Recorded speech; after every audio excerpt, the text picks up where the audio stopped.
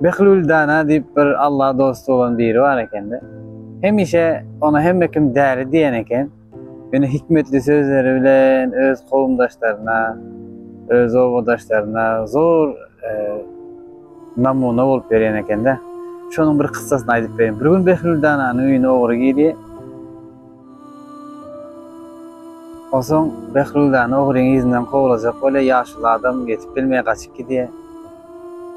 O zaman bütün ovadaşlarım işenem boldu, şuňa oğru geldi, zatma oğurladı diye. O zaman Behlul Dana'm hemen donuny giýýärdim gidip bar edi. Nira barýansa? Ey mazarlyga barýan diye. Näme üçin mazarlyga barýan dese? Ey soňunda geljek yer şöre, oğru bolsun, kim bolsun soňunda şöre gelmeýmiş ol diýip aýdy. Hele gözel hikmetli sözleri var eken ya. Bu başly bir göräýin mana gülüp geçäjek zat ýalak ýöne hakykatda hemmämiziň barjak yerimiz şeýer bir gün ogry bolady, dogry bolady. Şonuň üçin dogry bolup barjak bolady ki aňarda bizlere hakdarlar däl-de bizi bir syýlaşyk ojat etjek adamlar garaşyp dursun. Behlul Dana ýani hakdarlar däl.